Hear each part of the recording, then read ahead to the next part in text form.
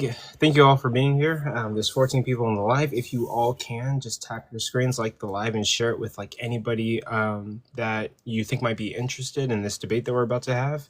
Like, share, it helps us get on the For You page and get as many people in here as possible. Today, I'm doing Coco-Mania 4. This is a series where like I host debates by myself, but I also contribute to another project on TikTok called @DayOfDebates on TikTok, where we try to bring professional debates to TikTok. And we host like a lot of professional debates there. Today we have two people competing. We've got Daughter of the King versus the Chosen Jewish Apologetics, and they're debating on who is the suffering servant in Isaiah 53. It's going to be a 50-minute debate, so about like 1 hour. And the format of the debate is going to be 7-minute openers, 5-minute cross-examinations, about 3 rounds of 5-minute cross-examinations, and then 3-minute closers, totaling for like 50 minutes. Then after, we're going to have, comments, questions, critiques, and concerns. But some of the debaters do have to go because they have commitments, and that happens. Life happens. So I'm not going to require them to like stay here the entire time. And yeah, basically that's going to be the debate. In regards to the cross-examination for both of the competitors, during the cross-examination, when it's your turn, you get to control the narrative, and your job is to establish your position and discredit your opponent's position. If your opponent is talking and you want them to stop, you can say, I reclaim my time, I'll stop the timer, and we'll wait for your opponent to stop talking, and then we'll resume the timer whenever like they stop talking. You can control the time, you can control the pacing. It's your cross-examination to basically establish your position and delegitimize your opponent's position. For this debate, normally I have like judges, but we're just going to go audience vote. So if you're watching this debate, in the end, you get to vote for who you thought won the debate. So keep that in mind. Stay, watch the entire debate, put your personal biases aside, and you get to decide like who the winner is. With that, we'll get started. In regards to gifting, we appreciate you guys just being here. Thank you for showing up to my live and watching this debate. You don't have to be here. There's now 26 people in here. Thank you for being here. But if you have any spare change or any gifts, don't gift me, gift the debaters first. Daughter of the King and the Chosen. And then if you have any extra, like gift me, the host hosting the event. Gifts help me to keep doing my project and producing content. And they also help the debaters to continue producing content and doing their thing on TikTok. So we do appreciate it. If you don't have any like spare change, that's totally fine. We just appreciate you being here, right? So your presence is appreciated. Gifts are not mandatory. We appreciate the gifts, but you don't have to give gifts, okay? It's a hard time in the world right now. The economy is pretty bad. We understand. So with that, we're going to start the debate. I'm going to put a timer on whoever's section it is. And who is the suffering servant in Isaiah? I don't really know who the affirmative and the negation is for this, but I'll just do ladies first. And Daughter, you can start with your opening statement, which is going to be 7 minutes. And I can start it whenever you say your first word. Okay, so I'm not really used to a formal debate, so I wrote everything down, so I'm just gonna read it. Okay, so thank you guys for engaging in this important dialogue. Tonight we're not debating theology, but textual language. My position is that the Hebrew scriptures read plainly and demand that the suffering servant of Isaiah 53 is a single individual, Yeshua HaMashiach. I will prove these 4 things. Number 1, the servant must be distinct from Israel. That the suffering is substitutionary, the servant is vindicated by resurrection, and the servant possesses divine authority. So the corporate reading that the servant is the nation of Israel fails the basic test of logic. Who is the suffering servant? Isaiah 53:8 says, "For the transgressions of my people he was stricken." The servant is stricken for my people. The agent who pays the price cannot be the same group whose sins are paid for. The servant is distinct from Israel. The suffering is substitutionary. Israel is constantly called a sinful nation in Isaiah, but the servant is declared innocent. He had done no violence, nor was any deceit in his mouth. If you look at Isaiah 53:5, he was pierced for our transgressions and crushed for our iniquities. This is a substitutionary act. The singular innocent he takes the penalty for the plural guilty our. This fulfills the Torah principle that it is the blood that makes atonement for the soul. The servant is vindicated by resurrection. The servant is cut off in death, but the story doesn't end, because in Isaiah 53, 10, 11, it says, he shall see seed, he shall prolong days. This is life and reward after death. This is not a return from exile. It requires a resurrection to fulfill. If you go into Matthew 28, 6 records the literal fulfillment of those prolonged days. He is not here, he is risen. The servant possesses divine authority. Who can justify the multitudes? Isaiah 53:11 says, my righteous servant will justify many. To justify others, to pardon sin and declare them righteous, that's a power reserved only for God. When Jesus, the Son of Man, claims the Son of Man has authority on earth to forgive sins, he is fulfilling the divine role of the Isaiah servant. The textual and logical fit for this is Yeshua. That's all I have. Okay, that concludes your time. You had 4 minutes and 39 seconds left on the clock. So the chosen, now you're going to do your 7-minute opener. I can start your 7 minutes whenever you say your first word. Perfect. Okay. So to start off, I'm going to first say my claim, and I'm going to address the points she made. So to start off, very simple. The servant, in my claim, is the righteous remnant of Israel. So we have the full, complete Israel with all its people, the unrighteous and the righteous, and the wicked, and the intermediates. And then we have the righteous remnant, who is constantly described in the prophets. Now, I'm going to state why we as Jews, and why we know the servant is 100% Israel. I'm going to start with very simple, with context. Christians are known to take out of context. They will pluck a single verse and ignore the ones before. So we're going to look contextually in Isaiah. Who is this servant? Because it wouldn't make any sense for Isaiah to suddenly talk about a servant without saying who that servant is. So let's start with a couple verses. Isaiah 41, 8-9. You, Israel, my servant Jacob, whom I have chosen. Oh, really quick. It looks like you have bad connection. Nothing Let me pause you real quick. Let's try to fix your connection, and then we can continue. Just try to fix your connection real quick, and then I'll start you at 6 minutes. Let's see. Sorry about that, guys. We'll just wait a quick sec. No, everything's good. There we go. Just fixing some internet issues, and then we'll get right back to it.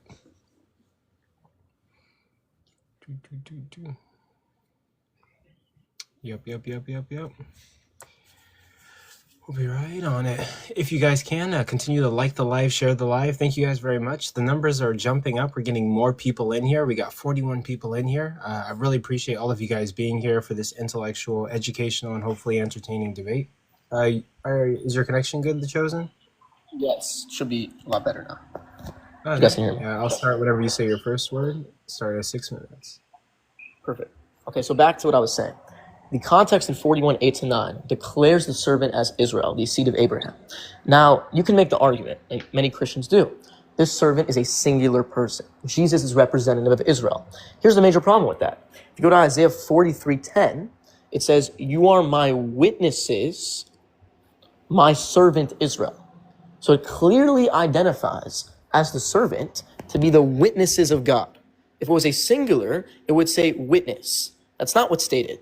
It says, you are my witnesses, my servant Israel. The servant is clearly a plurality. Now 44, 1-2 says the same thing. O Jacob, my servant, Israel, whom I have chosen. 44:21. Remember, O Israel, for you are my servant. 45:4. For the sake of my servant Jacob and Israel, my chosen. 48:20. The Lord has redeemed his servant Jacob. 49:3. You are my servant Israel, in whom I will be glorified. And 49, 1-6. You are my servant Israel. So every single time the servant is classified in Isaiah, all the way from 41 to 49, which is the last time we see the servant being classified before 53. It is always Israel, and it's a plurality of Israel. That plurality is the righteous remnant of Israel, who comes to bring back the tribes of Jacob to God, which I will show you where they actually gather the nations back, where the righteous have no deceit in their mouth. Now, she won't try to claim daughter of the king. that no deceit in his mouth means he's sinless. It means the servant is sinless. Here's the problem with that. If you go to Zephaniah 3:13, you will see it says, the righteous remnant of Israel has no deceit in their mouth. So, and this is pre-redemption, by the way. This is when the unrighteous are getting judged and they're getting wiped out and the righteous are staying clean. And then we have from 14 all the way to 20, it talks about the redemption and then coming back to Zion and God forgiving them. So prior to redemption, we have Israel, the righteous of Israel, are called having no deceit in their mouth, which completely desecrates the argument that no deceit in their mouth means they're sinless. Now, I can also prove how Jesus, in fact, sinned himself. I can show you where Ezekiel says the Messiah actually sins and has to atone for his sins to God. So this person right here does not have to be sinless. He has to be a righteous person. And contextually, every single time the servant is identified, every single verse up to 53, he is called Israel. He is called Israel, which is very important, a plurality of Israel. Before I show you guys all the parallels that we will show after Daughter of the King speaks, and how the servant is directly related to the collective Israel through multiple parallels. Before I even do that, I'm just going to show you that her claim that she made, which was the very strong claim she made, it says the transgressions were upon him. I'm going to show you guys right now how Christianity lies and twists verses to make it in their favor when that's not what the verse says. So if you can do me a favor, I don't know if host can pull it up, if anyone can pull it up who's watching the live. If you pull up Isaiah 53:8, if you pull that up, okay? And in the Christian Bible, it might be 53:7. If you pull up Isaiah 53:8, you will see in the Hebrew, it says the transgressions were upon Lamo. Now, Lamo in Hebrew means them. There's over 50 times recorded of Lamo meaning them. There are some basic exceptions with inanimate objects. Like in Isaiah 44, there's certain there's certain times when there can be a type of poetic singular when it's addressed to an object. When it's addressed to the way it's addressed here, which is to a people and to an individual, a collective. Lamo, it is the nearest to the antecedent equals plural. So it's nearest to the plural, which would make it to them. Now, I don't want you to take my word for it. I want you to take your Christian word for it. If you go to Isaiah 48:21, if you pull up that verse, you will see in Isaiah 48:21, the Christians translate Lamo as them. But in 53:8, they change Lamo to him. They purposely change it because they know that if they were to translate the Hebrew correctly, and they were to make Lamo what it really is, which is them, that it would throw out their entire argument that the servant is a single individual. Because he's not. He's described the entire time as being a collective Israel. There is not a single time where Israel is ever called HaMashiach, the anointed one, the Messiah. King Cyrus is called the Messiah, but there's not a single time the servant is classified as the Messiah. Nowhere. There is not a single time ever where we have the servant being someone who blasphemes Torah, who goes against Torah. And not only that, the claim that she made, that Daughter of the King made, which was that it says he was pierced for our transgressions. That's not what it says. The Hebrew there is he was wounded. So again, they try to twist the words to make it fit their figure that they claim to be the Messiah, even though it doesn't fit any of the prophecies for the Messiah. So if you think about this logically, if you look at the collective Israel, if you look at who's described as a servant every single time, in every single verse to 49, it is always Israel. If God can call King Cyrus the Messiah, he should be able to call your supposed Jesus the Messiah. That's all we have. Okay. With that, you had about 17 seconds on the clock. And then that audience is going to be the opening statements. Now we're going to move on to cross-examination. Daughter, you're going to get the first cross-examination. This is your period to ask questions, make points, or you can talk the entire time. It's just a section for you to establish your position and discredit your opponent's position. If the chosen is talking and you want him to stop, you can say, I reclaim my time. We'll pause the timer and then we'll keep it going once we get everything under control. So for this first cross-examination period, you're going to get 5 minutes, and your 5 minutes will start whenever you say your first word. Okay, so my opponent claimed that the word lamo means them and not him. So Isaiah 53:8 must refer to the group of Israel, right? But that's only half true. While lamo usually means them, in poetic and in prophetic verses, it is always a single person.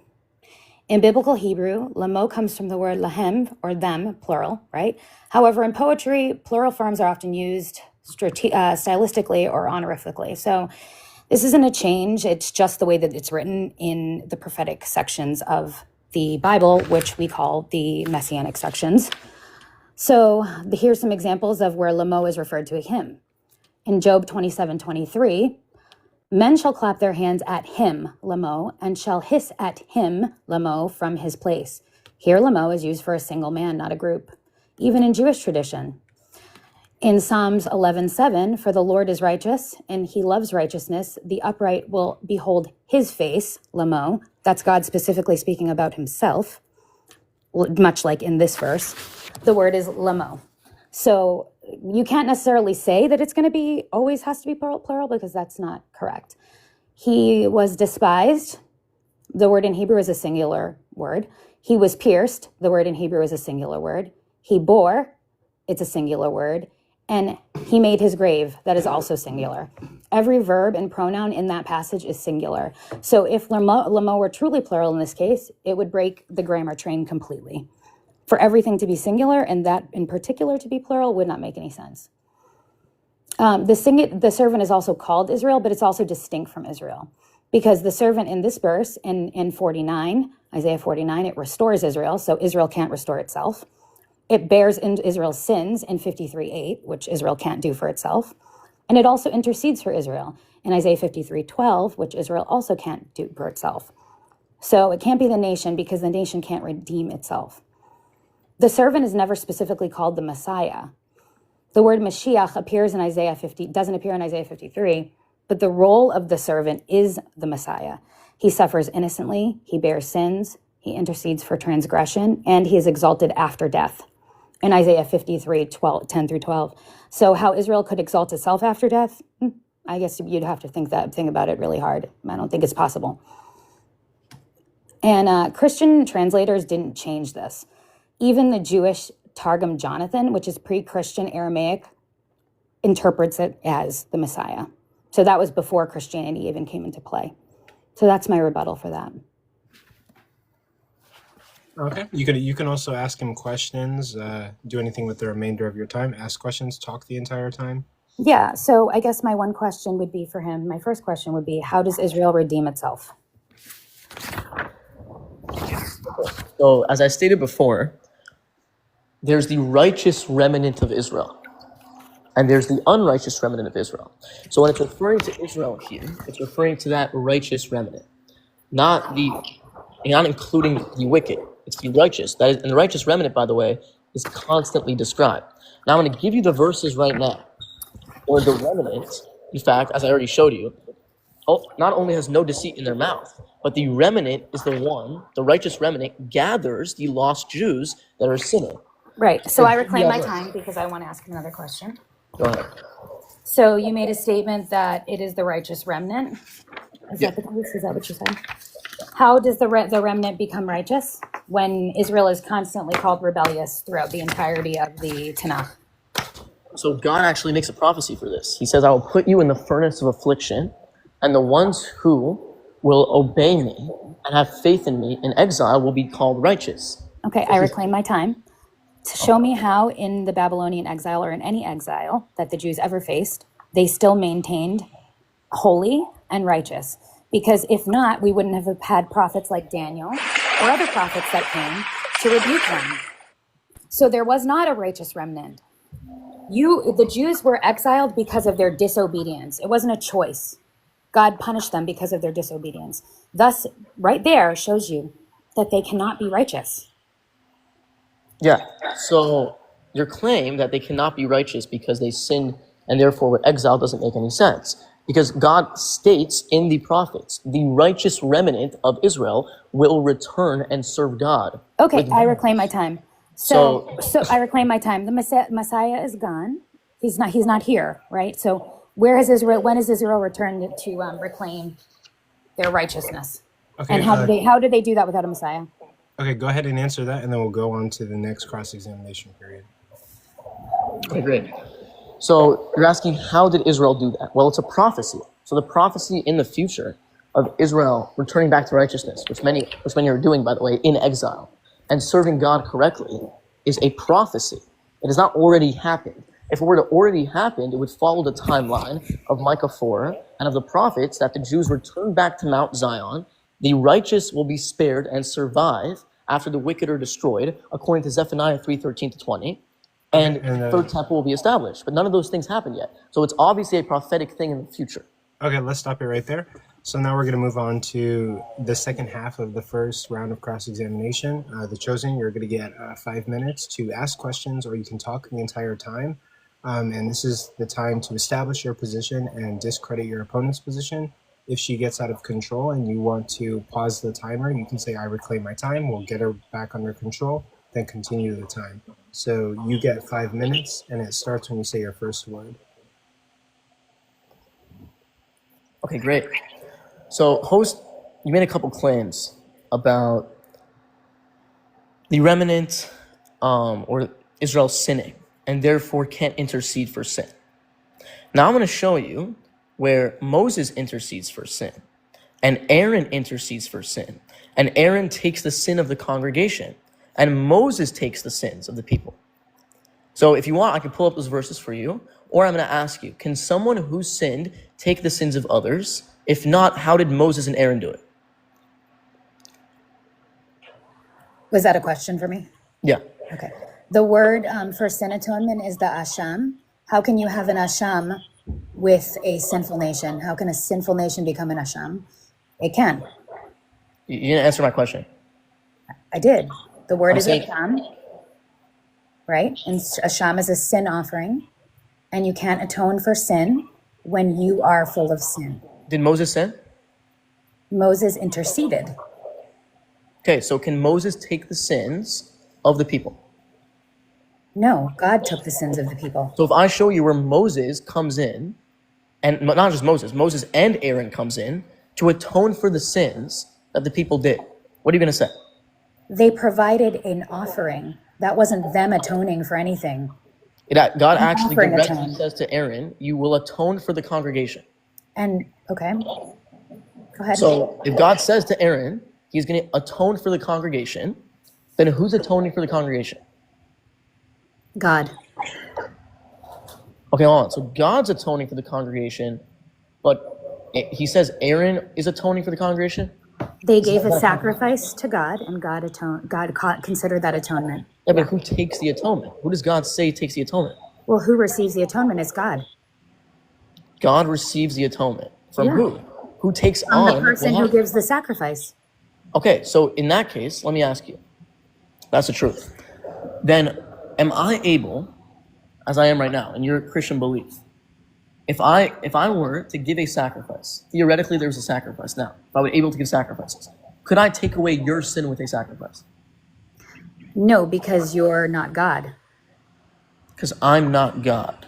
Right, but Jesus was. So what if that's God how he was accepts my able to do offering? it. If God accepts my offering, does that take away your sin? Well, you couldn't do that because you don't have a temple, and you don't have a blood atonement, and you don't have an asham. I'm saying, in the case of, let's say, we're back now thousands of years ago at the Second Temple, and we have a way now to atone. We have the offering. Can I now give an offering for the sin you committed?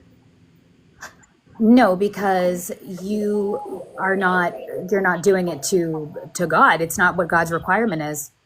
So then how did Moses and Aaron do it? They asked God, God gave them a direction, and that's how they did it. I mean, God, you don't ask God. God says you will atone for the congregation to Aaron. Aaron doesn't ask God, can I atone for them? God says you will atone for the congregation, and Aaron takes the sins of the people. And that's what God did in Isaiah 53. Except in Isaiah 53, the context of Isaiah 53 is always Israel. Again, I know you guys love to ignore context. So I want you to explain. It's not, though. How do you explain? Oh, I can't ask you a question. Go ahead. Yeah. So I want you to explain why the servant in 43:10 is my witnesses, if it's a singular person.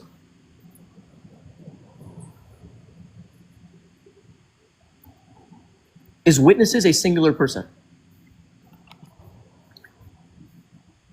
Was there witnesses when Jesus was crucified? Were there Yes, there witnesses was. when Yeah, Jesus was there was. crucified? Yeah, there was. Hold on. So you're admitting that Israel is the servant? No. That the ones witnessing Jesus? I can't ask you questions, so you can keep talking. No, hold on. So if it says, you are my witnesses, my servant Israel, and actually go back in the context, it has nothing to do with watching someone die. The witnesses being the ones who follow God correctly and serve him. It's nothing to do with watching a figure die. So if it says, you are my servant, my witnesses Israel, who Yep. are the witnesses of God? Okay. So obviously God is talking about Israel, but not distinctively just about Israel, right? It's not the whole Israel collectively. He's not talking about every single Israelite. Many of those people had turned to idols and rejected God. So he's talking about the faithful ones, the remnant, a small group of them. Great, But that we wasn't agree. all of you. We But that agree. was not all of you, right? We agree. Okay, so that wasn't all of you. So we agree it's a So collective. it can't be the nation of Israel. It It's can not be the all of you. We have to righteous stop other. right there. We have to stop right there. We're going to go on to the second round of cross-examination. That completes the first round of cross-examination. So, daughter, you're going to get 5 minutes, and it starts whenever you say your first word. Okay, so what I wanted to say was originally was what he's referring to in that passage, that is the Israel, but not in this one, because in this passage, it's specifically talking about a singular person. So I'm not quite sure where the rules came that God can't switch between speaking about Israel to speaking about one person. But again, I go back to how Israel atones for itself, right? It can. It's consistently disobedient, even throughout exile. It's consistently disobedient now, even though they're out of exile. There's no temple atonement. They cannot make an asham. They cannot do a blood sacrifice. So that every year they could do the perpetual sacrifice that they can for the year, but they do not make a final atonement. This was talking about a final atonement. The remnant that is left is the ones after, the ones that are faithful even through. That is the righteous remnant. And they're only made righteous because the suffering servant does what he does. So again, I'm going to ask you, if you weren't righteous throughout the entire Babylonian exile or any time that the Jews were exiled, how do you make an atonement for your sins if you're a sinful nation, number one? Number two, when you were talking about Moses, absolutely, Moses petitioned God. He didn't tell God what to do. He petitioned and interceded with God. Why would you do this, God? Why would you allow them to come all the way through the desert, to be unalived on a mountain? And then God allows it because he's merciful, just like he was when he gave the suffering servant to reconcile us to God, because we were in a sinful nature and we had to have a reconciliation. And even in Judaism, this is Jewish law, there is no atonement for sin without blood sacrifice. So unless my friend over here is going to start doing blood sacrifice again, there is no atonement for his sins. So the suffering servant made the final reconciliation by offering himself as a blood sacrifice, just like the prophecies fulfilled, all of them, and came and made reconciliation. And that's how you end up with a righteous remnant. You can go ahead. Okay, great. So you made the claim, first of all, that you need blood atonement to atone for sin. I'm going to show you where that's not only a lie, it's completely not true. Host, if you can pull up Hosea 14:2, that's possible. Or I can read it and the live can trust me. Whichever one. That's okay. I trust you to read it if they want. Okay. Yeah, you We can will, read it. we will render the sacrifices of bullocks in the place of lips and prayer. So Hosea states, and is making a claim, in the time of exile, we are rendering those sacrifices through prayer. Atonement comes through prayer. We even see this, by the way, even when the temple is present. We see, for example, with the rule of King David, even in the kingdom, we see that David's rule, God says, I don't want your sacrifices. I want your repentance. And David repents without blood sacrifices. Blood sacrifices are not required to repent for sin. And in fact, blood sacrifices were only for unintentional sins. So to make that claim doesn't make any sense. They were for unintentional sins. The intentional sins had to be repented a different way. That's why Hosea prophesies and says, you will render these bullocks through your lips. through prayer. He prophesizes that. That's why David didn't do a blood sacrifice. That's why he repented through his prayer. Blood sacrifices are not required to atone for sin. You also asked me another question. You said, well, how could Israel atone if they're wicked? Not all of them are wicked. The righteous remnant that follows God's commandments and serves God correctly are not wicked. And in fact, we see this and we see the parallel. For example, the servant is called being laid, I'm like a sheep to the slaughter. If you go to Psalms 44:22, it says, we, Israel, are led like sheep to the slaughter. The exact same thing for your sake. So it's a complete parallel to 53, that the Jews are being led to the slaughter for other people's sins. God says this. He says, you will be put in the furnace of fire to atone for other sins. God states this. So if it was true that Israel can't atone for other sins, God wouldn't state that they can atone for other sins. In fact, you also made the statement, well, he's wounded, and Jesus is wounded, he's injured. If you go to Isaiah 1:5-6, it says that the people of Israel were wounded and hurt for these sins of the other people, of the outside nations. And you said, for example, humiliation and then vindication. That's the whole theme, is that the servant gets humiliated and then he gets vindicated. We see in Isaiah 63 that Israel gets vindicated after suffering. And in fact, we also see that Israel gathers Israel back. Finish up your last sentence. The last sentence is very simple. Israel gathers Israel back, and they are righteous. Okay. And with that, we're going to move on to the Chosen's cross-examination to finish the second round. You get 5 minutes, and it starts whenever you say your first word. Okay, perfect. Host, question. Do you believe that having no deceit in their mouth, or no deceit in his mouth, means that you're sinless?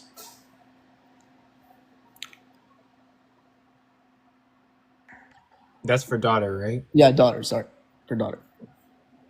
I'm sorry, what I thought you were asking the host. Yeah, do you believe that when it says no deceit in his mouth, that no deceit in his mouth means sinless? It means that he was sinless. Yeah, he didn't lie. Yep, he didn't Okay, lie. great. So if he was sinless, then a couple things.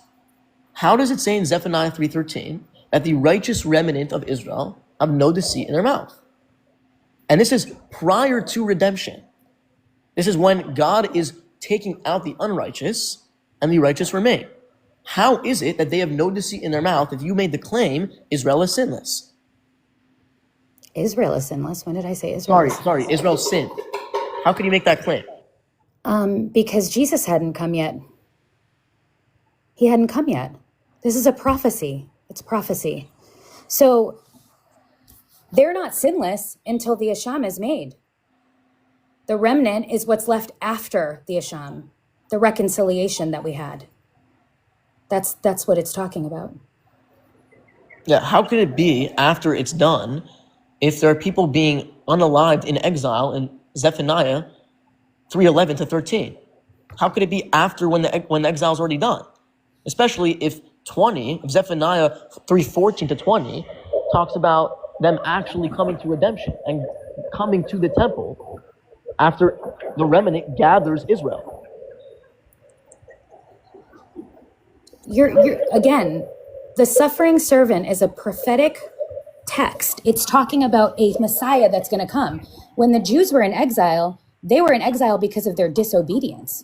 And we see that because there's multiple prophets that continuously rebuke. Okay, I'm gonna take my time. They've grown. You're ignoring my question. My question is very simple. If no deceit in his mouth means he's sinless, then how does Israel, the righteous remnant of Israel, which is not Jesus, have no deceit in their mouth? It's a simple question. Well, for one, again, they don't do what they did while they were in exile. Continue to sin and groan and do all of those things that they did. You're not answering my question. My question is, if the prophet stated that the righteous remnant of Israel has no deceit in their mouth, and you make the claim that no deceit in his mouth means he's sinless, and you believe Israel sinned, how could the prophet say that? Because after the reconciliation, after the crucifixion, their sins are wiped clean as snow. So God doesn't look at their sins and judge them based on sin anymore. He judges them based on the Messiah and the sacrifice he made. Okay, great. So does the Messiah that you're talking about, especially in Zephaniah 3:13 being gathered back to Israel, does that Messiah establish a third temple? I'm sorry, host, were we talking about Zephaniah, or is this the suffering servant in Isaiah? The topic should be the suffering servant in Isaiah. It is, Okay. but it's a parallel, because if my argument is that the righteous remnant of Israel is the servant, and one of the classifications for the servant is that it has no deceit in his mouth, Zephaniah clearly states that the righteous remnant of Israel has no deceit in their mouth. So I'm showing you right now that your claim that no deceit means sinless is incorrect. In fact, I'm going to ask you one more question. According to you, is the Messiah sinless? What you're doing right now is a red herring. You are veering away from the topic. The topic is Isaiah 53. Stay in Isaiah 53. Great. So I know you won't respond to the question because you don't have an answer. I've responded 3 times. You ignored my question. How is I'm saying this very clearly. I want to explain why I'm talking about the Messiah, because if you're saying Jesus is the servant, then you have to deal with all the problems that come with that. That the fact that the servant is not perfect, and the fact that the Messiah himself sins, according to Ezekiel 45, and has to give an offering of a bull to God for his sins. So when you're making the claim that Jesus fits this role of the servant, if you're making that claim, it's a major issue. So I'm going to ask you one more time. If Zephaniah 3:11-13 is prior to exile, it's during exile, which it is, because the unrighteous haven't been wiped out yet. They still have to return back to the temple and everyone has to be gathered. And it means that they're sinless. How does Israel have no deceit in their mouth? Why do you keep saying Israel? Because it says the righteous remnant of Israel has no deceit in their mouth. Their mouth. That's what it says in the verse. I just answered you. Finish up your last sentence. Host, can I please ask you to have him stop deflecting off the topic? He's going all different places. Okay. He's not staying within the context of the debate. Yeah, so host, I want to explain that I'm not going off topic, is that if we're evaluating the attributes of this servant as described in the verse, we need to see where the parallels are. Because if we take the verse without any parallels, we can't understand who that servant really is and how he's described in other verses. They all come together to explain who the servant is. Okay, I would say that we are moving on to the third round, but yeah, let's try to remember that the topic of this debate, the focus of this debate, is to answer the proposition above: who is the suffering servant in Isaiah 53, and to make a good case for whatever your position might be. But with that, we are going to move on to the third round of cross-examination, and then after this, we're going to move on to closers. Daughter, you're going to get 5 minutes on the clock, and it starts whenever you say your first word. Sure. I just want to deal with what he said. In Zephaniah 3:13, it isn't describing the suffering servant just to prove that he's going off track. It's describing the redeemed nation after God purifies them. In Isaiah 53, the servant comes to accomplish that purification. So for him to go to Zephaniah, that's off track. Zephaniah is no deceit. It shows the result of redemption after the suffering servant. So I'd like for him to deal with who the suffering servant is, not what happens afterwards.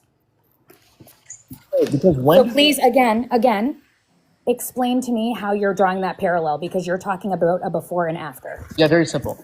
Because they return to Zion.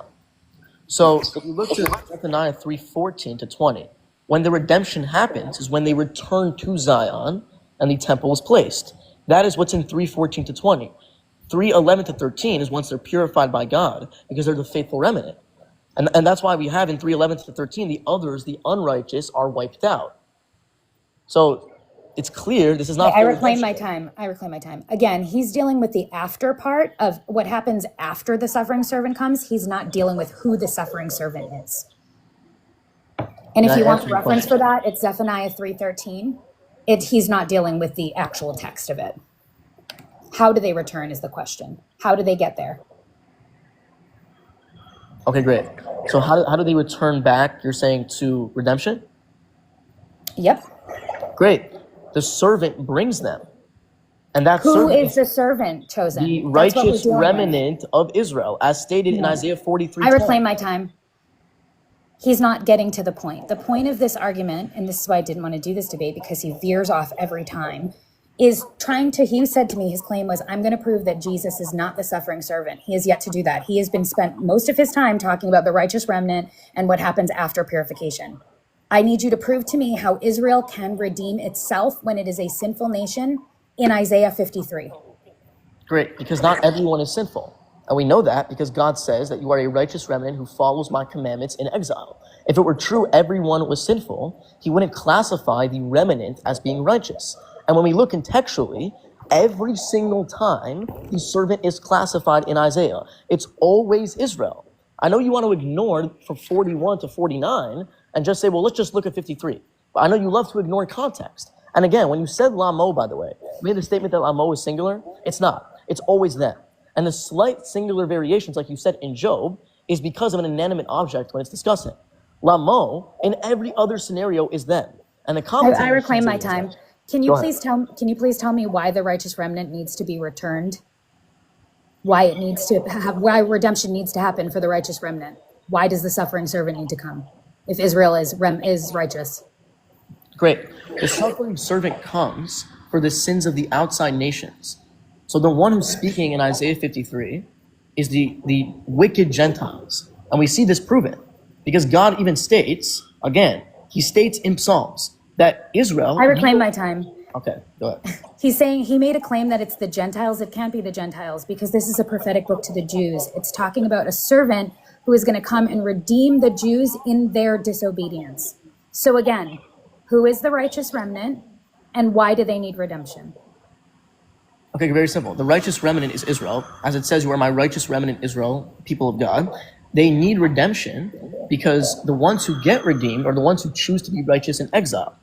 And they actually do suffer for those sins. As it says in Isaiah 1:5-6, you will suffer for the sins of others. Who is the preserved one in Isaiah 49?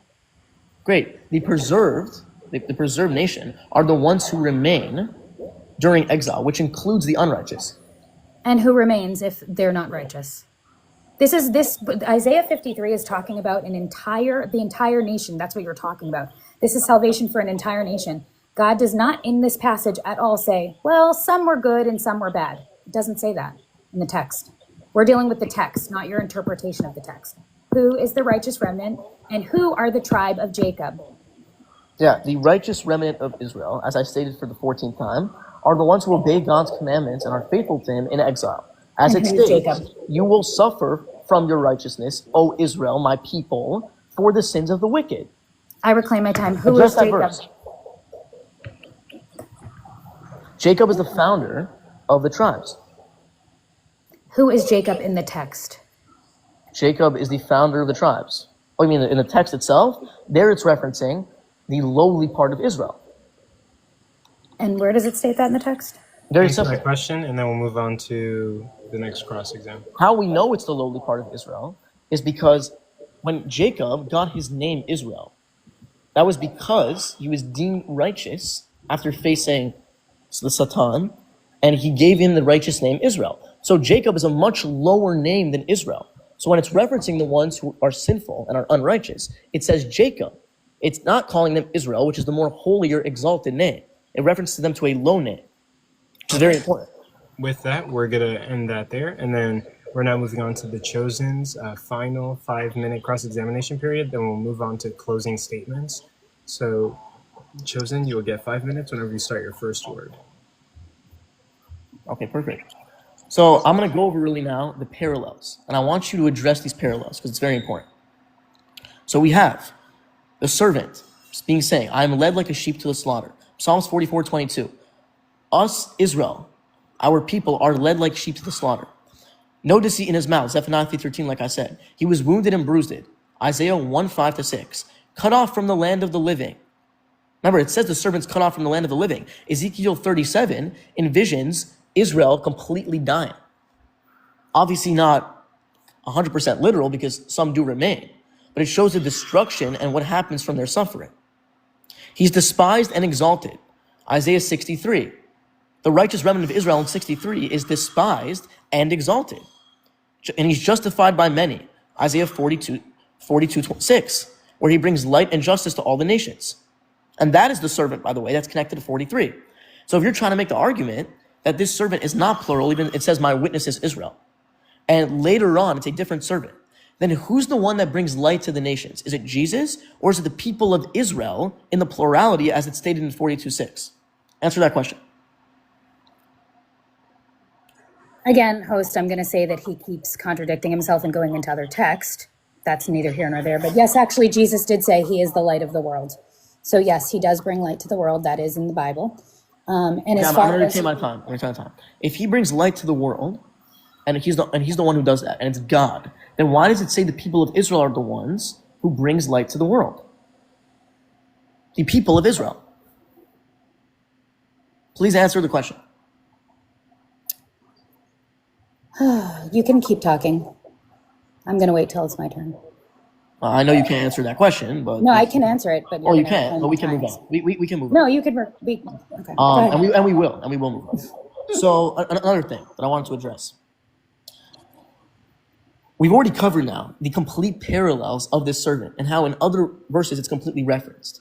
I'm going to give you now the verse, okay, where the righteous remnant gathers the other people. Because remember, your claim is that the Messiah is the one who gathers the nations in 49:1-6, and it's not Israel. I'm going to give you the verse where... Host, he's presupposing his view. No, I'm going to give you the verse. I'm giving you literally the verse so you can read it, and I want you to tell me who gathers the scattered Israel. Okay? Can we do that? Is this Isaiah 53? No. Host, are we dealing with Isaiah 53, or are we going into all different types of text? Host, it's very important that when we're addressing the servant, we look contextually. If we don't look at context and we only stick with just a few verses, you can make mistakes and not understand what the text means. So I'm addressing what's stated in Isaiah 53 through contextual evaluation, which is important. I will allow it, but let's try to stay on track as much as possible. Okay. Please read for me, daughter of the king, Isaiah 66, verse 19-20. Unless you want me to read. Whichever one you want. Isaiah 66, verse what? 19-20. And I want you to tell me who gathers... This is not Isaiah 53, by the way. Go ahead. Yeah, I know. Hence when I said Isaiah 66. I think we all know that. I'm showing you now where Israel, the remnant of Israel, gathers the nations. Like it's stated, the servant will do. So read that for me. So we're talking about the remnant again and not the suffering servant? Okay, great. So I'm going to read it because she obviously can't read it. I will set a sign among them, and I will send those that escape of them to the nations, and they shall bring all your brothers out of all the nations as an offering to the Lord to my holy mountain Jerusalem. So the ones who gather these scattered people, these sinners, are the righteous remnant, not the Messiah. So who is more parallel to the one who gathers the nations in 49? It's obviously Israel because it's stated to be the righteous remnant of Israel. Now I'm going to ask you one more time. If in 53, this person that you claim is sinless, and because you said no deceit in his mouth is sinless, how does the Messiah sin in Ezekiel? You're presupposing that that's what it's talking about. Okay, so I'm going to read to you the verse now, and you're going to tell me if he sins or not, okay? On that day, the prince will give an offering to God of a Again, bull this is not Isaiah 53. Host, for his again. sins. For his He sins. does not state in the text at all. Whose sins? Not Oh, one hold on. line. Whose sins is he atoning for? It says his sins. The prince will give an offering for his sins. So the Messiah sinned. So not only, even if we hold 53 to be talking about a messianic figure, it can't be your made-up messianic figure because your messianic figure is supposedly sinless, even though the That's Messiah not the is Messiah. sinless. That's not the Messiah that it's referencing. This is why you're going Yes, off it of that. is. And with that, we do have to end it there. Now we're going to move on to final statements. Yeah. Daughter, you're going to get 3 minutes to do your final statements, and it starts whenever you say your first word.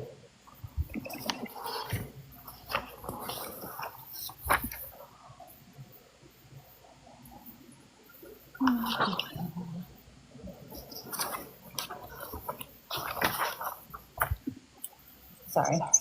No, you're good. Take your time.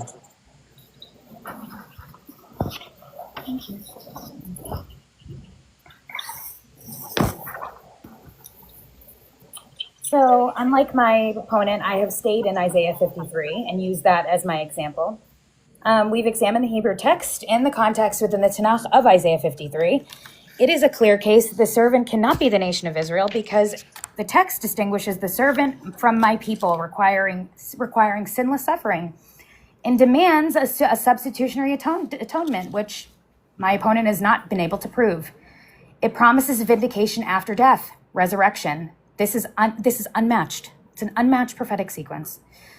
The Jewish historical record through the Targum and the Talmud confirms that the link between the suffering and the Messiah is an authentic Jewish tradition.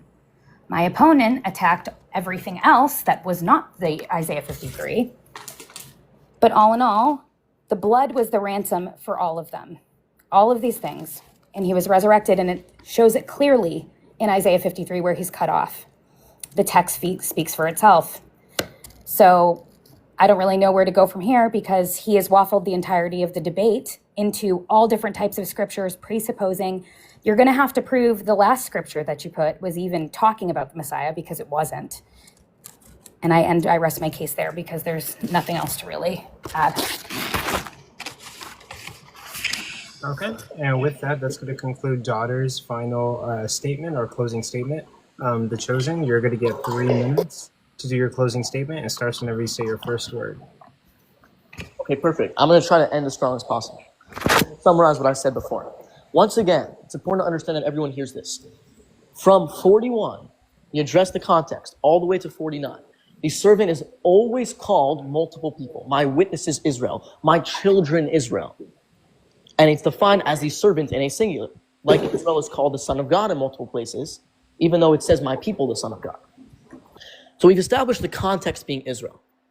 We also established the fact that lamo means then in 50 times of the examples. Poetic singulars only exist with inanimate objects. Here we have an animate object, which therefore defines lamo as then. Poetic singulars are very rare and not common. Now, we also addressed the amazing amount of parallels we have between 53 and describing of the remnant, because my claim is the remnant is Israel. I'm going to repeat them one more time so we can get a full understanding of this. Once again, the speaker Israel bears affliction and then intercedes. According to Lamo 3:1, Isaiah 3:1, and to 33, Isaiah 41:2, her warfare is ended, her iniquity is pardoned. Isaiah 42:6, 49:6, the servant brings light and restoration to all the nations, and that servant is called the people of Israel. So the one who brings the light to the nations is the remnant. And Psalms 44:22, this is what it says, which is very important. It says, for your sake, we are killed all day long. So the righteous remnant of Israel is killed all day long by the wicked Gentiles and even by the wicked Israel. Now, again, the parallels. No deceit in his mouth, Zephaniah 3:13. Wounded and bruised and afflicted for the sins of the Gentiles and the outside nations. Where do we see this? Isaiah 1:5-6. Cut off from the land of the living. Israel was cut off from the land of the living in Hosea 6:1-2 and Ezekiel 37. Despised and exalted. Isaiah 63. She made the claim that only Jesus can be exalted. The Messiah is exalted. It says the people of Israel are exalted in Isaiah 63. How could that be then? She never addressed the premise. She never addressed the questions I gave her. She never addressed how no deceit in his mouth means sinless if Israel is described as that. Now, he will justify many, Isaiah 42:6.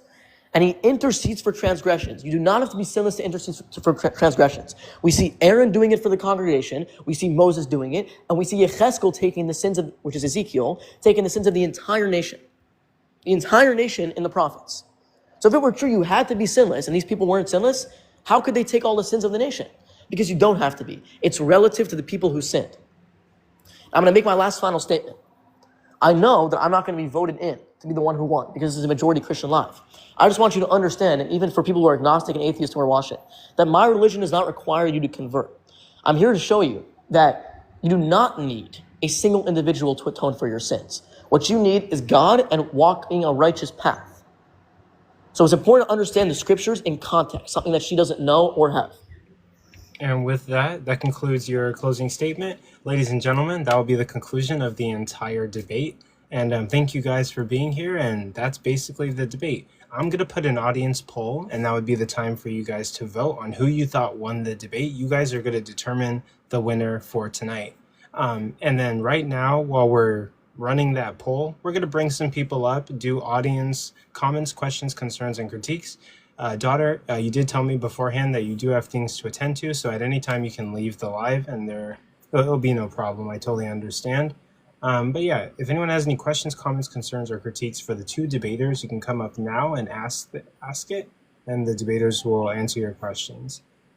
Bobby or Garrett, do you guys have any comments, questions, or concerns you might want to get out the way first? No, maybe I'll say maybe run the poll like 3 or 5 times just to get like a definite.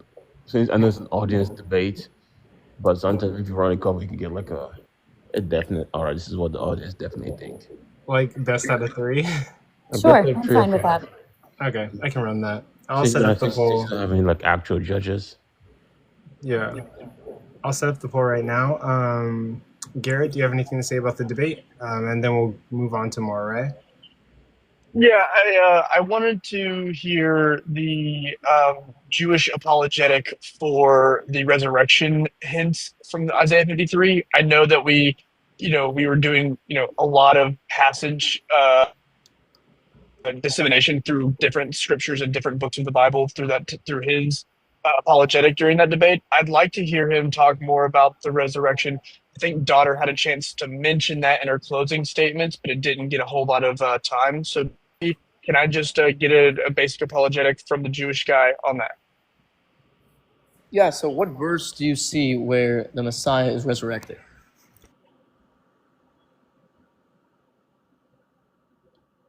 I don't want to participate in the debate, if that makes sense. I just I would like for you to just give me your basic against it being the resurrection.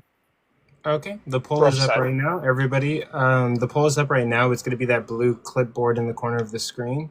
So you guys can go ahead and vote. It's going to be right there in the corner of your screen. Click on it and vote for who you thought won the debate. You guys are going to help determine that tonight.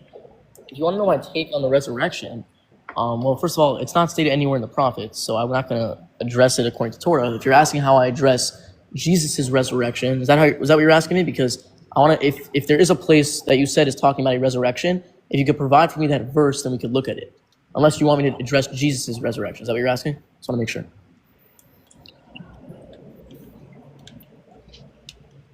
Give me 1 second to pull the verse up, and maybe we'll go from there. I'll let someone else talk just for a brief moment. Are you referring to Isaiah 53:12? I was about to say, he can answer your question, or Murray, you can go next.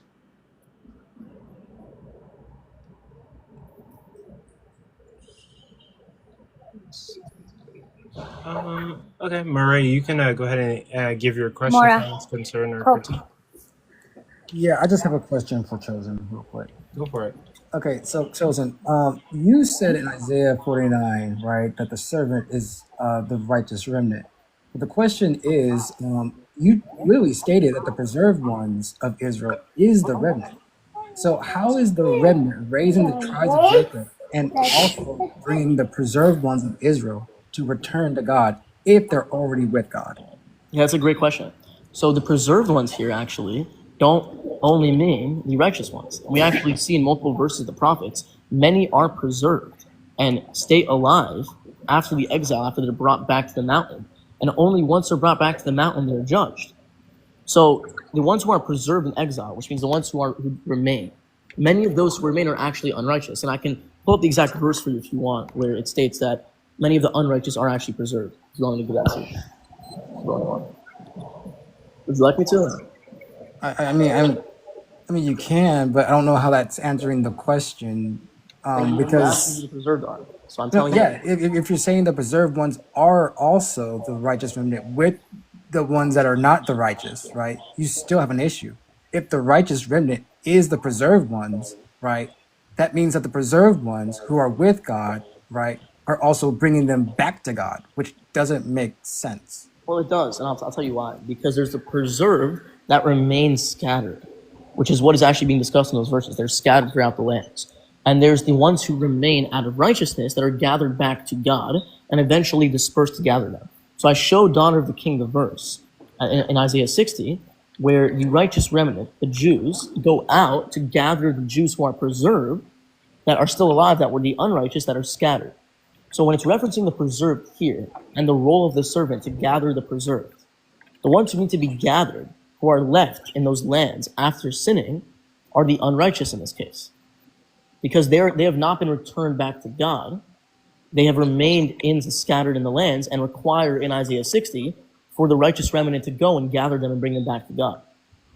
But isn't the tribes of Jacob are also scattered as well? Isn't the tribe of Jacob scattered? Mm-hmm. You mean the tribes, right? Not The tribe. tribes of Jacob, yeah. Are they also scattered? And then Oh. after he answers that, I do want to probably get to the other guys. Yeah. Go ahead. Yeah. Yeah, so the tribes of Jacob, like all the tribes. So first of all of them were scattered. You're correct about that. The righteous were scattered and the unrighteous were scattered. But the righteous are brought back to the mountain of the Lord and are deemed righteous and purified before the unrighteous are completely scattered back. That's why in Isaiah 60, after they come back to Zion, they are sent out to seek the ones who are preserved but are still in the foreign nations and have not survived completely. Like they survived, but they're not gathered back. So there are, and by the way, tribes of Jacob, especially in those verses, are referring to the lowly ones, the ones who have not been returned yet and sought out by God, which makes sense because Israel is the higher name of Jacob. It's the righteous name of Jacob, where Jacob is the lower name. That makes sense. With that, we do have to get to the other guests who have questions, comments, critiques, or concerns. So thank you for coming up, Mara. And I found the verse real fast, if that's okay, host. Very good. Yeah. So it was Isaiah 53, 8 through 10, when it talks about he's cut off from the land of the living, and then later on it says, yet he will see his offspring and prolong his days. The way that I interpret this verse, I see that prolong his days, it does imply a resurrection. I was just looking for your Jewish apologetic against that so I could understand that position more clearly. Okay, perfect. So let's look at that verse. So it's 53 what? Say it again one more time so I can pull it up. It's 53 verses 8 through 10. 8 through 10. Okay, perfect. Okay. We finished the poll the first time. I'm going to run it 2 more times, so keep an eye out for that. Was it, therefore I will allot him a portion among the many, and he shall divide the spoil with the strong, because he poured out his soul to death, and was numbered with his transgressions, and he bore the sin of many and intercedes for transgressors. And then you're talking about how his seed is prolonged, correct? Yep. Yeah, so this death here is not referring to, in the Jewish interpretation, which is important to understand, not everyone died. It's a good amount of Israel does die. That's why it actually says in the prophets that only 1/3 remain. And that's why Ezekiel's vision in 37 and in Hosea 6, verses 1 to 2, describes Israel, seeing this whole vision of Israel being dead and wiped out. And a lot of Israel ends up dying. So that's what it's referencing here. So although, in the Jewish interpretation, although many of the unrighteous die, and they're laid waste, Israel will eventually succeed, be restored, and grow their nation. Their nation will continue to grow, and they will see that their seed expand. Controversial host, can I add something to that? Yeah, you can go ahead. Okay, Garrett, and that's what you see in Romans 11. That's the picture of Romans 11 when Paul comes and he starts addressing that some of the branches were broken off, but how happy God will be when he grafts the original branches back. That's the fulfillment of Romans 11. And also, Jesus doesn't have prolonged seed. Unless you have to metaphorically interpret it to be the eternal kingdom of heaven, he doesn't have children. So... Well, I mean, he's God, so he has children. You're his child. You're claiming he's God, except I'm the son of God, according to Exodus 4:22 and Hosea 1, where it says the people of Israel are God's son forever. So you can say that, but that's just not what Also, when you are answering other people, Chosen, please tell them why Israel is always referred to as a woman and not a man. With the exception of when the 3 brief periods where they're not in sin, and then God immediately goes back to call them her. Yeah, great, because Israel actually multiple times is called the woman and the wife, Yep. which is a very important concept. Right. Being the wife of God and also the son of God. So they're Right. called masculine and they're called Absolutely. feminine. And So why wouldn't the servant be called that then? The bride of God. Yeah, well, in those verses, it doesn't call, because it's very important to understand. In those verses, when it's describing the servant, it's not referring to the relationship with God to them as a wife and as a female. And it's very important to understand why. Because that relationship between God and a wife, and the wife being Israel, is when there's completion, when there's happiness and unity. We're the wife of God. We welcome God. And that's fulfilled completely in redemption. Yeah, all through. In a time of exile, that is not completely fulfilled. So why we're not called the wife of God immediately in Isaiah is because it's a time of exile now. Once we come to redemption, then you see in verses, by the way, later in Isaiah, it says, Israel's my wife, the wife of God. It actually states this in Isaiah and In redemption, this is what you're missing the point. You continuously keep going into the remnant and the redemption, but the whole point of this debate was how do you get to the redemption?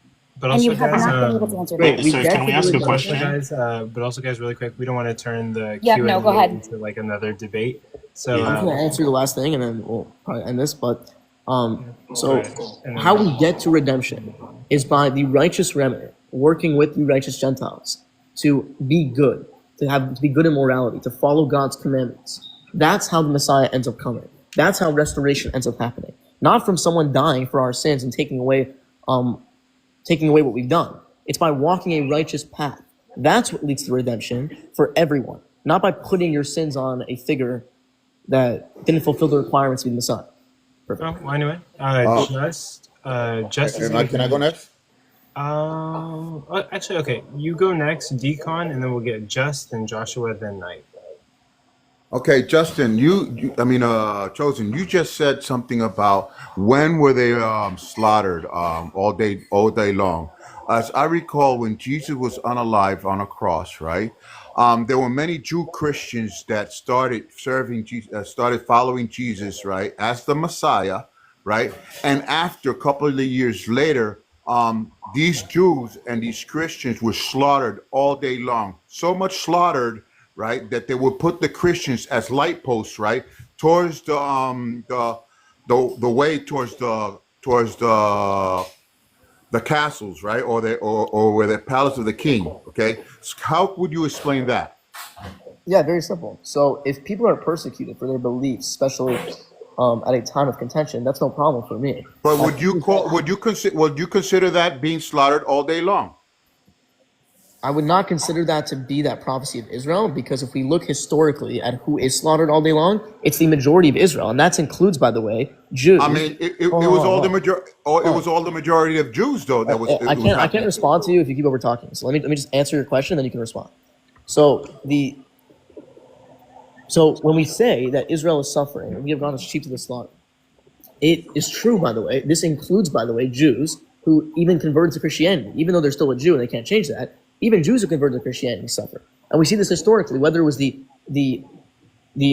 terrible event that happened that we all know that I'm not going to say on this live because it can get someone banned. That terrible event that happened in Germany where multiple Jews were unalive, or whether it was the Roman persecution of all the Jews, or whether there's the Babylonian there's multiple persecutions of Jews throughout history. That includes Jews who even converted to Christianity. The suffering is for everyone.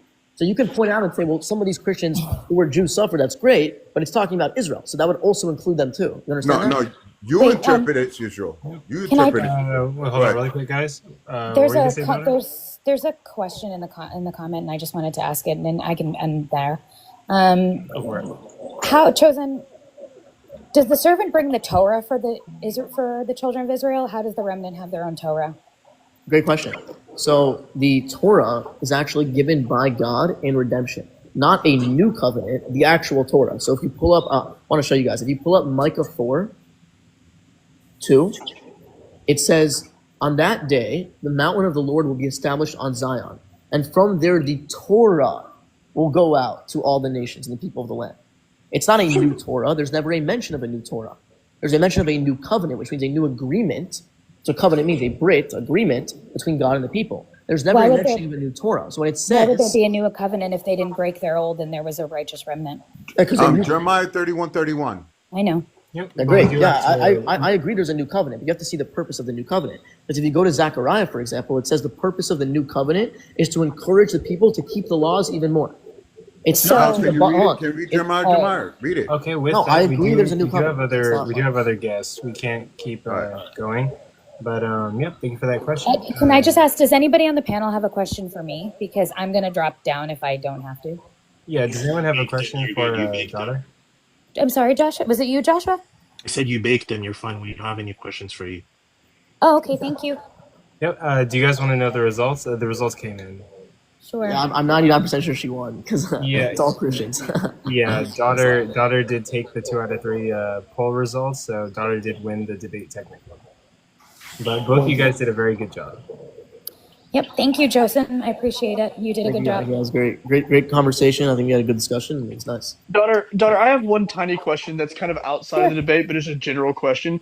Do you uphold deuterocanonical books in your tradition, or do you just stick to the 66 of the Protestant Bible? I personally stick to the 66.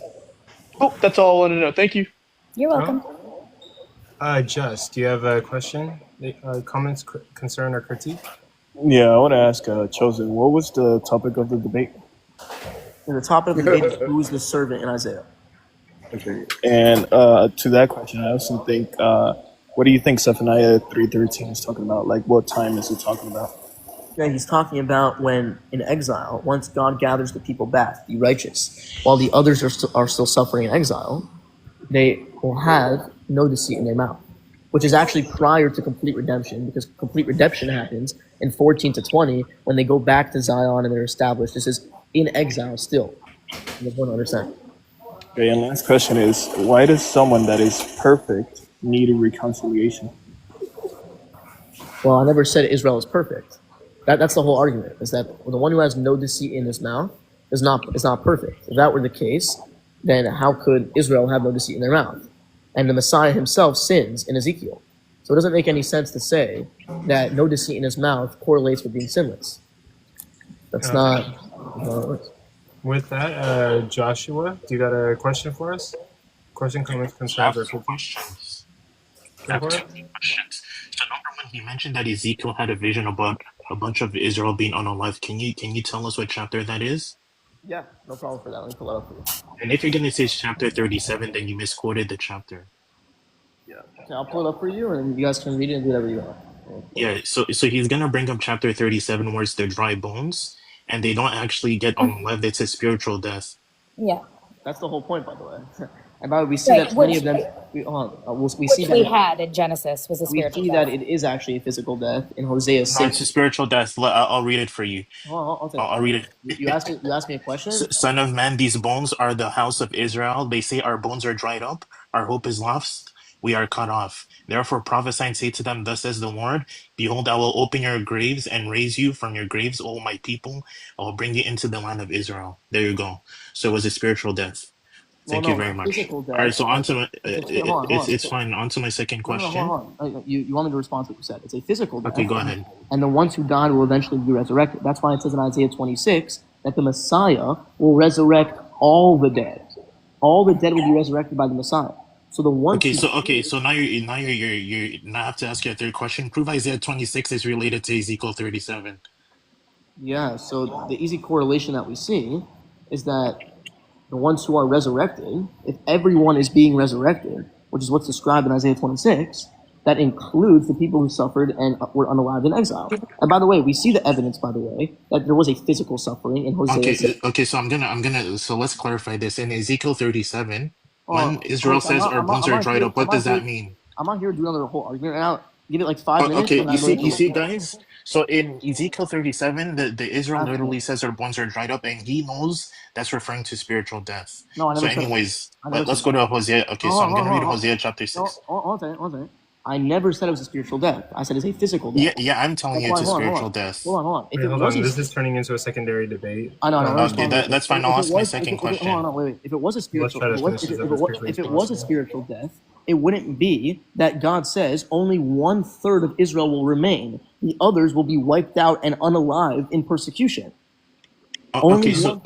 Show me in Ezekiel where they're physically done.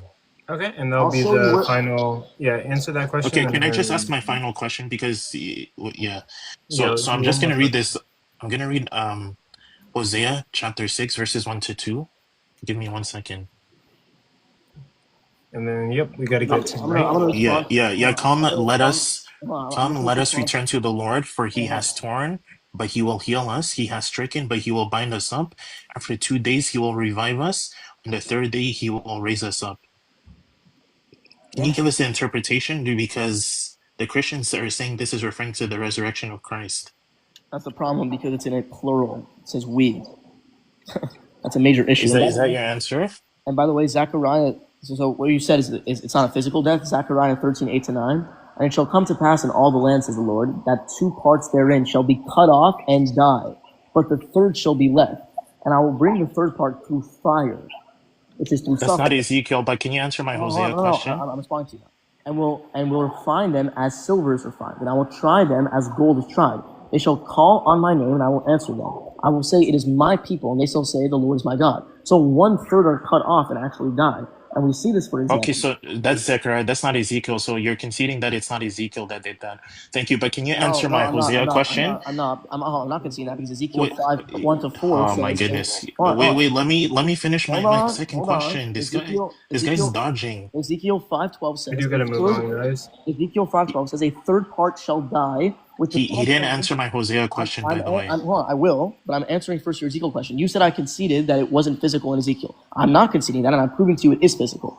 Ezekiel 5:11-12, a third part shall die with the pestilence and with famine, and a third part shall fall by the sword round about you, and I will scatter a third part into all the winds. So they physically die through famine and by the sword by the other nations. It's a physical death. Okay. Yeah, with but that, it's not. wait, Can hold you on. answer my Hosea question? Wait. With that, I mean, like, there's been too many questions. We do have to get to like the other guest. My host, I do have to leave soon. I do have things to tend to.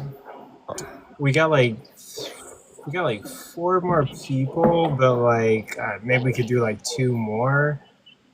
Yeah, you know what? I can actually. I have to drive somewhere. But what I can do is I can answer some of the questions while I'm driving. Like so. Or while you're a quote unquote passenger, quote unquote. Well, no, I'm not going to be looking at my phone. I'm just going to be putting it down and hearing what people say. Oh, yeah, because you're in the passenger seat. Yeah. You're a quote unquote passenger. Quote unquote. He's walking. He's just walking to the park. Yeah. I just have one very simple question. Okay, actually, let's let Knight go, and then it's Cal, and then Man, and then Luis. Go ahead, Knight. Thank you, host. Okay, so Chosen, my question is coming from Daniel 9. But before I go to Daniel 9, I want to ask you. You said that this man, this suffering servant of Isaiah 53, was Israel. Is that correct? Yes. Okay, so when it says and to whom is the arm of the Lord revealed? So we're talking about the arm of the Lord being revealed. It says, for he shall grow up before him as a tender plant. So you're saying it's talking about a nation. Is that correct? Yes, and the proof of that is that Israel is actually... Okay, no, I don't want your proof of that. I want to finish answering my question. I only want you to answer my question. I don't want you to give me any proofs, because I'm going to show you where he is despised and rejected of men. A man of sorrows is what it says. He is a man of sorrows. He doesn't say a nation of sorrows. It doesn't say it doesn't say... Hold on. Excuse me, Chosen. The people of Israel called a man in Isaiah 39. Chosen, you can rebut. Let me at least ask my question, and then give me all the answer you want. I'll go ask on the question so we can get to that and then move on. Okay, so it says he is despised and rejected of men, a man of sorrows and acquainted with grief, and we hid, as it were, our faces from him. He's trying to make this he sound like it's more than one when it's talking about a single man. Okay, so let me get to the question. Can I respond to that? And then you can answer that with this question. Okay, I'll listen to both. Okay, now look in Daniel 9. Right now, listen closely. Yeah. And it says 70 weeks are determined for thy people and upon thy holy city to do 6 things. And you can read what those 6 things are. I'm not going to read that part. It says, know therefore and understand that from the going forth of the commandment to restore and to build Jerusalem, right? From that edict to restore and rebuild Jerusalem, unto the Messiah, the Prince, right? I agree, yeah. Shall be 7 weeks and 62 weeks. The street shall be built again, and the wall even in troublous time. So we see that Messiah had to come at that particular time after 7 weeks and 62 weeks, would be a total of 69 weeks. Sir, okay, and now after. We need to get to the question. Oh, am I good to respond? Yes, here it is, right here. Here it is. Let me and after the 69 weeks, right, the 62 weeks, shall Messiah be cut off, but not for himself, right? And the people of the prince that shall come shall destroy the city and the sanctuary. Now, this Messiah that shall be cut off, is that talking about that the Messiah, the one that's going to come, will be cut off after the 62 weeks? It should die? Yeah. So very simple. So this Messiah. Okay, now you said it wasn't talking about Messiah. Does it say Messiah being? Is it talking about the anointed one? Hold on. What I'm Look, saying, guys, we need to ask the question and Can I get the respond? answer. Yeah, can I respond to him? If you want Yeah. to. So this person right here, first of all, it's important to understand that multiple people are called the Messiah. And who's actually called the Messiah in the prophets prior to this event? It's King Cyrus. It actually says, you, King Cyrus, are the Mashiach. It says Ha-Messiah. Now, if you look in Daniel 9, what are the prophecies for it? It's the rebuilding of the temple. This individual will rebuild the second temple. Who rebuilds the second temple? King Cyrus. King Cyrus gives the decree to rebuild the second temple, which is exactly what is established contextually. Exactly. And King Cyrus actually gets unalived and cut off, not for his sins and by the Romans. So the one who rebuilds the second temple and gives a decree is King Cyrus, who is called the Messiah. He is literally called the Messiah in the prophets, HaMashiach, because Messiah doesn't always mean the eternal Messiah. It can mean a contemporary anointed figure. That's what Messiah means. It means anointed one. So also, this is not giving a timeline for Jesus. What was Cyrus cut off for? You're saying he's a Messiah. What was he cut off for? Wait, hold on. We gotta move Yeah, on. he was We got other guests. unalived by the Romans. We got other guests. So we gotta move on to It's Cal. What you got for us, It's Cal? Yes, hi, how are you? God bless you all. Okay, it's called Israel. The Chosen, I just have a quick question for you. I know it's been a long time and I don't want to put like too much pressure on that. Have you read and studied thoroughly the whole Bible, all of it, from the Old Testament to the New Testament, cover to cover? Yes, I have. I'm completely covered the supposed New Testament. So you studied the New Testament? Yeah. All of it? The supposed New Testament, yes. The supposed, The yes. New Testament. Okay. So I have a The question. supposed New Testament. How do you see what's your, like, are you like, okay, no, never mind the question. How do you see the Messiah, or like when he's gonna come, like, and what he will do when he come? How do you see it? What's your view on that? Okay, great. So we actually have this described. So the things the Messiah must do are described in the Zechariah. Study? He'll establish God's Zechariah 6, verses 12 to 13. Okay. Guys, can you hear me or not? Yeah, I can hear you. Yeah, can you guys your hear me? connection might be a little bit wonky. Okay. Zechariah 6, verses 12 to 15. I am quote unquote 12 to 13. I am in fact Okay, 13. a passenger, Okay. quote unquote, right now. So connection might be bad. Okay. Yes, 12 to 13, and it says that Messiah will establish God's temple on Mount Zion. Will establish God's temple. Now that is one of the first major prophecies for the Messiah. He's going to establish a third temple, which is very important. It's described also in Micah 4:2, where we see that the Messiah will distribute the Torah from Mount Zion to all the nations, not the New Testament, the Torah. Another key prophecy is complete eternal peace, where it says there will be no wars and no fighting, ever. That's a prophecy for the Messiah. When the Messiah comes, there's no wars and no conflict, okay? The On third this one, earth, major on this one, earth? Like on this earth? yes, on this earth. It says there will be he no will more rule the battles whole between earth? the nations. Yes, like he will rule the whole world? The Messiah will rule the whole earth. All world. Yes. Okay. What world? He will rule the physical world, because we know the temple itself is a physical temple. If the temple And wasn't how- physical, why does Ezekiel in Ezekiel 40 describe the physical structure of the temple? He says there's walls that are tfachim high, that are alamot high. And it That's describes fine. the length of the How temple. long he How will? big it's How long he will rule? Like for how many years? And then after Forever? that, we do gotta move on to the Yeah, next guest. he rules forever. Where Forever. it says, my servant David will rule forever. That's what it states in Ezekiel. Okay, with that, And like- we do gotta move on to the next. No one guest. will die. Nobody will die. Nobody. Everyone. hold on. Nobody will We- die, and everyone we is do gotta move resurrected, on. according to Isaiah 26. We do gotta move on. Okay. Yeah. Okay. Thank you for your answer. Yep. Thank you for being here. Thank you. No problem. Luis, what you got for us? Hey, what's going on? Thank you guys for having me up. Chosen, I'm not here to challenge you, brother. I'm here to be educated. I heard you talking about the prince and how he had to atone for his sin, and then I heard you talk about how that was the Messiah. I'm actually just looking for the correlation so I can read that myself. Oh, you want the verse basically? Yeah, pretty much. Just so I can understand it, because I know you don't have a lot of time. I would love to talk to you in depth about it, but I get it. I'm just looking so I can like read and educate myself. Okay, perfect. So I am in a vehicle right now, and I can provide for you, I believe, the chapter. That's okay, and you can probably find it. So it's Ezekiel 45. I'm 99% sure, and in there it says at the end of the times the Messiah will come up to the temple and will give an offering of a bull to God for his sins, and then he will give another offering for the sins of the nation. So he gives first an offering for his sins, and then for the sins of the entire nation. And again, one more time, so I can just make sure I got that clear. So what 45? Ezekiel 45. Ezekiel, thank you. Yeah, right there. Thank you so much. With that, man, you've got the floor.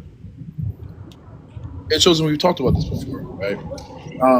That temple you're referring to, what are the measurements again? Yeah, great question. So the temple, the measurements of the temple are actually massive. It's a major temple and way bigger than the other one. And in fact, we have in Ezekiel says that the whole geography of Israel will change, especially where Mount Zion is. Is this temple being built on Mount Sinai physically possible? It's not just going to be on Mount Zion. It's going to be way bigger than that. Yeah, exactly. But it says on Mount Zion. So is it physically possible? No, it doesn't. It actually doesn't. It says God's dwelling will come back to Zion, but it says the temple will be established by the Messiah in Isaiah. Where is the temple going to be built on? The temple is in Jerusalem. It's massive. Wait, so it's not. Wait, Chosen. Come on, bro. The temple's not built on anything. Are you serious? No, it's in Jerusalem. That's what I said. It's built on Jerusalem. And you actually see this because the whole geography, like Ezekiel says that the whole landscape will change to accommodate the temple. He said there'll be a whole geographical shift to allow the temple to be placed. And this is not supernatural? Of course it's supernatural. What kind of question is that? Okay, so then why did you have such an aversion towards this temple being something spiritual? Yeah, because the land is accommodated. The land is changed to accommodate the temple. And in fact, if it wasn't physical, how could the Messiah give an offering of a bull, a physical bull, to God? Again, the temple itself is a physical temple. It's described to be physical. It's described that people will enter the temple and they'll be Wait, you can enter a temple and not have it be physical, right? So that doesn't follow. No, I don't really care about this conversation. I said the change in the geographical landscape is supernatural. So God will change the geography of the land to accommodate the temple. But the temple itself is a physical temple. It's still a temple. But the geography that's not my question for real. I just heard you say what you said, and we both know the chances of this temple being built on that mountain is unrealistic. But it's fine. I told you the geography changed. So yeah. So what is like the telos of the eternal Messiah? Say that again? What is like the telos of the eternal Messiah? What do you mean the telos? Yeah, like what's the end? Like what's the purpose? Yeah, what is the Messiah supposed to do? The eternal Messiah. Yeah, so he's supposed to, this is very important. Again, the three major prophecies. So the third temple is one, complete restoration to all the land and will provide knowledge to all. Okay, perfect. That's one, and the second one is no more wars between any nations. Perfect. That's explicitly stated. Perfect. If you're saying that the suffering servant isn't the Messiah and it's Israel, how we're able to delineate some type of epistemological framework to delineate between a false Messiah and a true Messiah here? Great. That's actually a great question, and that's one that we have an answer for. If you go to Deuteronomy, there's an entire chapter at the end of Deuteronomy that describes who you should not listen to. It describes if one comes who claims to be a prophet and performs miracles and wonders, but it takes you off the path of keeping the law and the Torah. If he removes the law from the Torah, if he tells you not to keep the Torah, never ever listen to him. So what is stated in Deuteronomy. It says, did you just say not to keep the Torah? Yes. Where? For example, when he says what goes in you does not defile you. That is removing what is stated. That's not keeping the Torah. That doesn't. No, it is. I'll teach you how it is. Because in Leviticus, God says that kosher law will be a statute forever in all your generations and in all your dwellings. I agree. So when Jesus comes and he says what goes in you does not defile you, when God lays out in kosher law that there are certain foods that do defile you spiritually if you eat them. Yeah, that's fine, but that doesn't mean he changed the law. What that was No, it does. specifically It means for. you remove Wait, the that law. was for the. That was specifically for who? For the Jews, we agree. Okay, so Who was he speaking to? are people not grafted in? The Gentiles do not have to keep Torah. No, they have to keep the Okay, 7 so then laws. how did he change the law? No, he removed from the law because he spoke to Jews when he said that. He didn't. No, he didn't. He spoke to He never Jews. said that you shouldn't do this. Yes, he literally stated, "What goes in you does not He's defile you." saying that you don't. Yeah, he's saying he's speaking to only Jews, or he's speaking to both Gentiles and Jews. He was speaking to Jews who were washing their hands in that verse. So chosen. No, he was speaking to Jews in that verse. So when he's talking about, he's only speaking to Jews there. He's taught. Yes, he's speaking to Jews who are washing their hands. And by the way, the Gentiles never had to keep kosher law. They were never under the Mosaic law. So This is why we know that he wasn't talking to the Jews, because what Yes, he's he speaking was. to, The Gentiles never kept kosher law. They were never obligated to keep kosher that's law. my point. That's what I'm saying. He didn't change anything. Yes, he did when he said to Jews that what goes in you does not You defile prove he was you. talking to Jews. Yes, because in that verse he goes up to Jews who are washing their hands. It says it in that verse. If you want to pull up that verse, read Just it. because there's Jews in the area doesn't mean he's specifically talking No, to he Jews. goes Like up I to said, Jews. He says they were what he both. said. So prove that he was only talking to Jews. Because it says, and he spoke to them. Okay, who's them? The people washing their hands in that verse. Okay, how do you know they were only Jews? Yeah, because the only ones who wash their hands before they eat and make a blessing were the Jews, not the Gentiles. Wait. It does not say that. What are you talking about? Yes, it does. Wait, read the verse. Am I host? I could be tripping. I could be tripping. I'm Read driving the right verse. now. I cannot pull up a verse. Oh, you're on my right. phone You're now. right. Oh god. Okay, I can't. And I want to be safe. Okay. No, you're good. So listen, if you have any questions for me, drop me a follow. I'll follow you back. You can call me. I can message you. We can talk like that. Yeah, that would be best. Yeah, that's fine.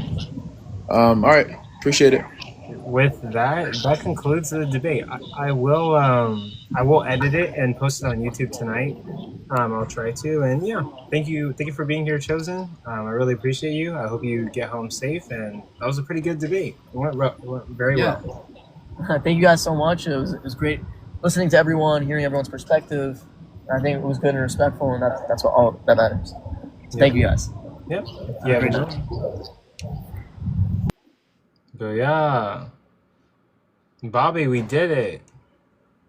I like that. I like that. That's the power of that. Like there's one thing you're definitely good at is like this debate stuff, like hosting Debates. Yeah, like so basically I do like I host professional debates for like day of debates, and then I have my own thing where I host it by myself with like, no other person, and it's just the Coco-Mania series. So there's like the day of debates professional debates, and then there's the Coco-Mania series debates where it's like only me. But yup. Randall, you're always is this one the Coco-Mania? Is this one the Coco-Mania? Yeah, this one's a Coco-Mania series. Coco, I can leave, man. If you want me to leave, but you don't always here, man. I can leave. What's up, Randall? You know if I can leave, man. Here, let me see. Let me change the background. Oh, this one, yeah, they just debated over it. Oh, was he a Christian though? No, it was a Christian versus like someone who believed in Judaism. Oh yeah. You could just say Jew. Oh yeah, it was a Christian versus a Jew. Yeah, Judaism they don't follow the Bible, bro. They just don't. You have to say all those extra words. Yeah. They always cap with the Bible. But PRK, what do you think? What do you think about that debate? Yeah, I think it's a good one, Coco. I mean, if you have that up, a lot of people will come into the stream. The only problem is that Jewish people aren't very abundant, so you might, but it'll attract a lot of people like that Chosen guy. I just think that I'm a fallibilist. I don't even think that, the Chosen guy, I've talked to him about it. I don't care about what the Old Testament is necessarily saying about certain things, but It's cope. Yeah. No, so I want to read this. I want to read this out just for me, honestly, because he's a liar. So Matthew 15:1 through 3, it says 1 through 3, it says, then the Pharisees and scribes came to Jesus from Jerusalem and said, why do your disciples break the traditions of the elders? right? Are his disciples only Jews? I don't think. Um, No, I honestly thought they were back. no, they weren't only Jews. No, Me too. most of them were Jews. True, but not only Jews.